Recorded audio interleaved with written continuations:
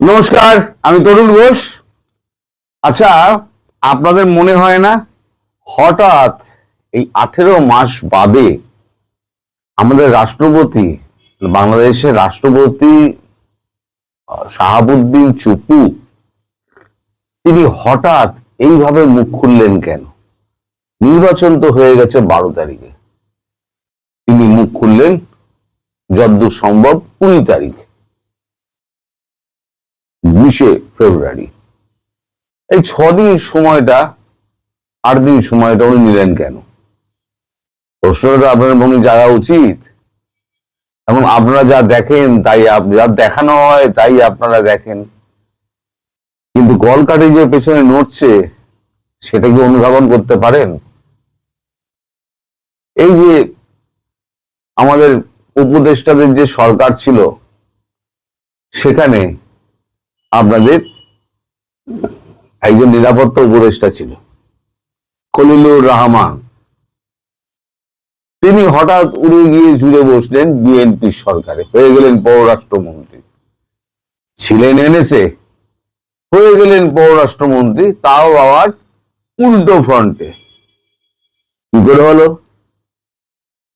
কোন তো অঙ্ক রয়েছে। আমায় তো গুজববাজ বলে দেখে দেন, তো মাথা খাটান, পরে আমি বলবো মাথা খাটান। আসলে দেখিয়ে দেওয়া খুব মুশকিল, মানে সহজ। দারাম করে 4টে শব্দ খরচ করে দিলাম কমেন্ট বক্সে, খুব সহজ। সাংবাদিকতা অত সহজ নয়। যে ঘটনাটা ঘটছে না, আপনাদের দেখানো হচ্ছে, সব সময় জানবেন তার পেছনে একটা ঘটনা আছে। আমি ওই ঘটনাটার পেছনে যাই। শাহাবুদ্দিন চুপ্পুর এই যে ইন্টারভিউ, সেটা বড় নয়। ইন্টারভিউটা 8 দিন বাদে হঠাৎ উনি দিলেন কেন? এত বিস্ফোরক তথ্য দিলেন কেন? ওটা হচ্ছে আসল নিউজ। যেটা সামনে আনা হচ্ছে সেটা নিউজ নয়। যাই হোক, সকলের এটা জানা উচিত। দেখুন, আমি অনেক আগে বলে দিই বলে আপনাদের স্মরণে থাকে না, তারপর যখন তাৎক্ষণিকভাবে মেলে না, তখন আমার গায়ে একটা ট্যাগ মেরে দেন যে এই লোকটা গুজববাজ। এখন আমার ট্যাগ হয়ে গেছে বাংলাদেশে। আমি 5ই ফেব্রুয়ারি একটা খবর করেছিলাম, এই দেখুন আমার নোটশিটে লেখা আছে, 5ই ফেব্রুয়ারি একটা খবর করেছিলাম। আমার সব লেখা থাকে, যেখান দিয়ে যা খবর পাই। আপনি 15 বছর আগের খবর জিজ্ঞেস করুন, আমার কাছে কিন্তু লেখা রয়েছে। আমার নোট বই সব আলাদা আলাদা বাঁধানো থাকে। আপনি যে কোনো দিনের যে কোনো সময়ের আপনি বলবেন, আমি খুঁজে বার করে দেবো কি ঘটনা ঘটেছিল। কাগজ দেখতে হবে না আমাকে। আচ্ছা, সেখানে ভারত এবং মার্কিন যুক্তরাষ্ট্রের সঙ্গে একটা চুক্তি হয়েছিল। ওই 5 ফেব্রুয়ারির ভিডিওতে আপনারা দেখবেন, আমি বলেছিলাম চুক্তি হয়েছিল। Common interest in South Asia, Central Asia, Quad, Bay of Bengal initiative, Indo Pacific agreement 2026। এটা হচ্ছে এগ্রিমেন্টের যেটা শিরোনাম। তার সেগমেন্ট 1 ছিল স্ট্র্যাটেজিক, আকাশ এবং সমুদ্র পথের রক্ষণাবেক্ষণ এবং তার স্থিতিশীলতা এবং তার বাকি যে নিরাপত্তা, সেগুলো বজায় রাখা। এগুলো কমন, দুজনেরই কিন্তু কমন ইন্টারেস্টে। ওয়াশিংটন দিল্লির কমন ইন্টারেস্টে মনে করুন, বা 5ই ফেব্রুয়ারি ভিডিওটা দেখে নিন, মিলে ওখানে পেয়ে যাবেন। আচ্ছা, international terrorism, cross border terrorism, এদের অর্থায়ন,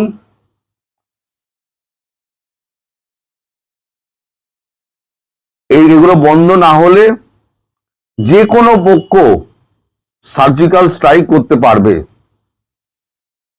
প্যাসিফিক যে এগ্রিমেন্টটা হয়েছিল, আমি সেটা আগে পড়ে দিই, তারপরে বলছি আমি সব। Pacific ocean, Indo Pacific ocean, এই গণতন্ত্র, মানবাধিকার, আইনের শাসন, সকল ধরনের অর্থনৈতিক সামাজিক কর্মকাণ্ড পূর্বের ন্যায় সর্বাত্মক সহযোগিতা, সমঝোতা ও পারস্পরিক মর্যাদার ভিত্তিতে কাজ করবে। দিল্লি এবং ওয়াশিংটন একযোগে কাজ করবে। কৌশলগত সিদ্ধান্ত বাস্তবায়ন চলমান থাকবে।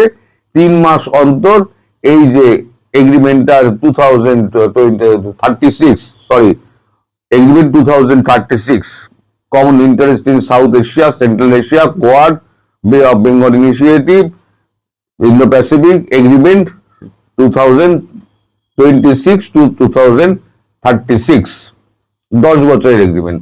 প্রতি 3 মাস অন্তর এটা রিনিউ হবে, মানে আবার চলমান থাকবে কিন্তু রিনিউ হবে।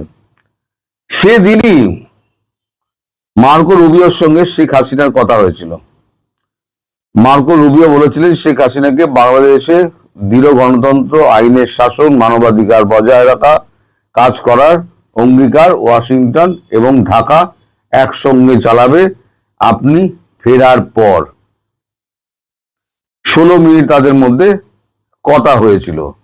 এই যে এগ্রিমেন্টটা হয়েছিল না, এই এগ্রিমেন্টে পরিষ্কার একটা লেখা ছিল, আমি বলেও ছিলাম যে ওভারল্যাপিং সিস্টেমে কাজ হবে। ওভারল্যাপিং সিস্টেমটা কি? যখন যেখানে যার প্রয়োজন হবে সে তখন গিয়ে কাজটা করবে, কখনো ওয়াশিংটন করবে, কখনো দিল্লি করবে। দুজনে একই উদ্দেশ্যটা, একই, বাংলাদেশের স্থিতিশীলতা বজায় রাখা এবং ভারতবর্ষের সঙ্গে ওয়াশিংটনের একটা চলমান বাস্তবিক সম্পর্ক তৈরি করা এবং একে অপরের বিশ্বাসযোগ্যতা ফিরিয়ে আনা, যেটা জেডি ভান্স এবং মার্কো রুবিও করছেন। এবং উল্টো পথে হাঁটছে আমাদের ডোনাল্ড ট্রাম্প, সেটা আলাদা কথা। এটা রাজনীতিতে হয়, অনেক সময় হয়, এদিক ওদিক হয়। এখন এই যে মানে খেলাগুলো কিরকম হচ্ছে, কারণ আমাদের কলকাতায় আগে বাসে এরকম দড়ি টানা থাকতো, বেল থাকতো, কন্ডাক্টর ঠাং করে মারলে পরে বাস থেমে যেত, ঠাং ঠাং করে মারলে চলে যেত, আবার দৌড়তে শুরু করতো বাস। এখনো কলকাতার ট্রামে আছে, ঠাং ঠাং করে মারলে গাড়ি চলে, আবার ঠাং করে মারলে পরে গাড়ি থেমে যায়। তো এখানে গাড়ির আমি ঘন্টির বদলে আমি স্টিয়ারিংটা ধরছি। এই যে বাংলাদেশটা চলছে ঠিক, আপনারা দেখছেন চলছে ঠিক। এখন কথা হলো স্টিয়ারিংটা কার হাতে, দিল্লির হাতে না ওয়াশিংটনের হাতে? তাহলে কোন অঙ্কতে, আপনি বলুন কোন অঙ্কতে এই উপদেষ্টা মন্ডলীর থেকে একজন উপদেষ্টা বিতর্কিত, তিনি গিয়ে সোজা বসে পড়েন একেবারে বিএনপির একেবারে মন্ত্রিসভাতে, তাও পররাষ্ট্রমন্ত্রী? কোন অঙ্কে মেলে কি? মেলে না। আপনারাও মেলাতে পারছেন না, ভাবছেন কি হলো। সত্যি কথা তো, আপনারা গালে হাত দিয়ে গাল চুলকোতে ব্যাপারটা ভুলেই গিয়েছেন একদিনে। আমি কিন্তু ভুলিনি। আসলে ওটা হচ্ছে ঘুষ প্রার্থী, বোঝেন? ভোটে ঘুষ প্রার্থী দেওয়া হয়। ওই দলের ক্যান্ডিডেট, ঠিক আছে, বেরিয়ে গিয়ে বদমাইশি করছে, তো ঠিক আছে, আমার তো ধরুন আমি সিপিএম করছি, সিপিএম এর সঙ্গে আমার পোষায়নি, একটা সিট নিয়ে গন্ডগোল হয়েছে, সেখানে আমি নির্দল প্রার্থী হিসেবে, সিপিএম দেয়নি জায়গা, আমি নির্দল প্রার্থী হিসেবে দাঁড়িয়ে গেলাম। ওখানে সিপিএম করবে কি, এটা একটা ঘুষ প্রার্থী দিয়ে দেবে, যে এলাকায় বেশ পরিচিত এবং সিপিএম এর ব্যাকআপ থাকবে, এটা ঘুষ প্রার্থী দিয়ে দেবে। এই যে ঘুষ প্রার্থী দেওয়া না, এটা হচ্ছে আমাদের খলিলুর রহমান ঘুষ প্রার্থী দেওয়া। এবার গোঁজটা কার? ওয়াশিংটনের গোঁজ নাকি দিল্লির গোঁজ? সেটা আপনারা ভেবে আমাকে মন্তব্য করে জানা। অনেক তো গুজববাজ, তরুণরা গুজবের কারখানা তো লেখেন তো। এবার আপনাদের চিন্তা শক্তি কত দূর বিস্তৃত, হ্যাঁ, এটা আমি একবার দেখতে চাই। আপনারা খুঁজে বার করুন যে এই ঘুষটা কার হতে পারে, দিল্লির হতে পারে নাকি ওয়াশিংটনের হতে পারে। নইলে এরকম অঙ্ক তো সাধারণত মিলে না, এই অঙ্কের বইতে এরকম অঙ্ক পাওয়া যাবে না। এবার আসি তারেক রহমানের ভারত ভিজিটের কথা। আগামী সপ্তাহে খুব সম্ভবত নইলে নেক্সট মান্থে হয়তো ফার্স্ট উইকে এই খলিলুর রহমান পররাষ্ট্রমন্ত্রী বিএনপির, তিনি ঢাকা আসছেন।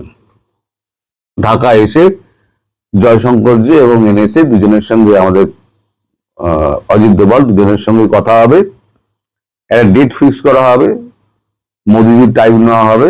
এখানে দুজনই থাকবেন, রাষ্ট্রীয় অতিথি হিসেবে থাকবেন, মানে রাষ্ট্রীয় ব্যবস্থাপক। রাষ্ট্রীয় অতিথি তো বড়দের এতে হয়, প্রধানমন্ত্রী রাষ্ট্রপতির ক্ষেত্রে হয়, রাষ্ট্রীয় ব্যবস্থাপনায় উনি থাকবেন। আর ওখানে তাকে জানিয়ে দেওয়া হবে কবে তারেক রহমান এখানে মানে দিল্লিতে আসবেন এবং প্রধানমন্ত্রী মোদীর সঙ্গে তার বৈঠকটি হবে। আর এই যে আপনারা চোখের সামনে দেখতে পাচ্ছেন না, হঠাৎ হঠাৎ করে এখানে ওখানে খুলে যাচ্ছে, আওয়ামী লীগের মিছিল হচ্ছে, ওখানে এই 34 নম্বর আপনার যে 32 নম্বর বাড়ির সামনে গতকালকে এটা পরশু দিনকে আপনার তো একটা ভিডিও আমার কাছে এসছে, এই বিতরণ হচ্ছে, আপনার ইফতার বিতরণ হচ্ছে। এগুলো তো এমনি এমনি হচ্ছে না, আস্তে আস্তে আস্তে আস্তে বিএনপি করছে কি, বিএনপি দেখেও দেখছে না, ওভারলুক করছে, সেনাবাহিনী ওভারলুক করছে। এই যে সেনা এত রদবদল হলো, আমি করিনি, এই রদবদল হলো, যে রদবদলের পেছনে কারণটা কি? চীনের সঙ্গে পাকিস্তানের সঙ্গে যাদের কানেকশন ছিল, দেখুন সেই লোকগুলোকে সাফল করা হলো, কাউকে রিসাফল করা হলো, কাউকে সাফল করা হলো, কাউকে ওখান থেকে সরিয়ে এনে রাষ্ট্রদূত বানিয়ে দেওয়া হলো। প্রাইজ পোস্টিং নিয়ে দিচ্ছি, কিন্তু তুমি সেনাবাহিনী থেকে সরে যাও, মানে মূল জায়গা থেকে সরে যাও। ওয়াকারুজ্জামার ক্ষেত্রে কি ঘটনা ঘটে আমি জানি না, সেটা এখন দেখতে হবে। তবে অনেক ঘটনা ঘটছে। এবার আপনারা সেই ঘুরে ফিরে আবার সেই প্রসঙ্গে আসবেন যে শেখ হাসিনা কবে আসছেন। আমি জানি এই প্রসঙ্গে আপনারা আসবেন, শেখ হাসিনা কবে আসবেন। এই যে কাজকর্মগুলো চলছে না, জানবেন সব শেখ হাসিনা প্রত্যাবর্তনের হিসেব অনুযায়ী কাজকর্মগুলো হচ্ছে। এই যত কিছু হচ্ছে সব পরিষ্কার করার কাজ চলছে। শেখ হাসিনা দেশে ফেরার আগে এই যে আজকে যে আমি যে নামগুলো বলেছি, এবং যত এখানে আপনার দান 1 মিনিট ধরুন, আমি আজকের পেজটা বার করি। আজকের নোটটা হলো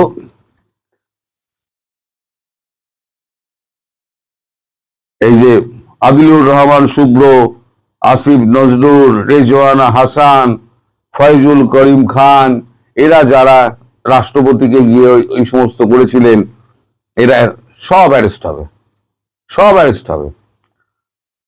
তাজুল ইসলাম তিনিও অ্যারেস্ট হবেন, তাজুলকে তো সরিয়ে দিয়েছে, তিনিও অ্যারেস্ট হবেন। কেউ বাইরে থাকবে না, সব জায়গার মতো সব সাইজ হয়ে যাবে। আর এই যত এই যে চ্যাংড়া ফ্যাংড়া গুলো যেগুলো দেখছিলেন না, সব কোথায় যাবে খুঁজে পাবেন না। কবে হঠাৎ দেখবেন যে হাওয়া হয়ে গেছে, অ্যারেস্ট হবে না কি হবে আমি বলতে পারবো না। কবে দেখবেন যে বাজারে ঘুরছে না, বাড়িতে ফিরছে না, বাড়ির লোকজন খুঁজে বেড়াচ্ছে, ব্যাপারটা কি হলো, কোথায় গেল, দেখবেন এইগুলো হবে। ভবিষ্যতে অনেক কিছুই হবে। তবে এটা জানিয়ে রাখি, কোথায় বলবো না, ঢাকাতেই শেখ হাসিনার জন্য বাড়ি দেখা হচ্ছে, ঢাকাতেই। কোথায় হচ্ছে সেটা আমি বলবো না।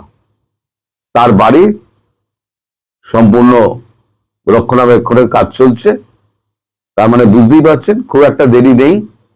কিন্তু কোথায় আমি বলবো না, সিকিউরিটির কারণে আপনারাও কখনো আমায় জিজ্ঞেস করবেন না, আর আমি তো বলবোই না, জিজ্ঞেস করলেও আমি বলবো না। কেউ যদি ফোন করে আমায় জিজ্ঞেস করবেন না, আমি বলবো না। তো যাই হোক, আজকে ভেবেছিলাম কোনো লাইভে এসে এইটা বলবো, আজকে কোনো লাইভ আমার নেই। তা আমি ভাবলাম যে রাত্রিবেলা আজকে আপনাদের এই সংবাদটুকু দিয়ে আজকে রাত্রিটা আপনার একটু শান্তিতে কাটুক, কতগুলো মনে প্রশ্ন নিয়ে, যে খলিলুর রহমান কার গোঁজ, আর এইগুলো কবে কি হবে, আর স্টিয়ারিংটা কার হাতে। শুধু একটা জিনিস জানবেন, এক মেটিকুলাসে শেখ হাসিনা গেছিলেন, আর এক মেটিকুলাসে ইউনূস চলে গেলেন। দুটোই মেটিকুলাস ডিজাইন। একজনের মার্কিন যুক্তরাষ্ট্র করেছে, একটা হচ্ছে দিল্লি করেছে। তফাৎটা হচ্ছে এইখানে। সবাই ভালো থাকবেন, সুস্থ থাকবেন এবং সাবধানে থাকবেন। নমস্কার।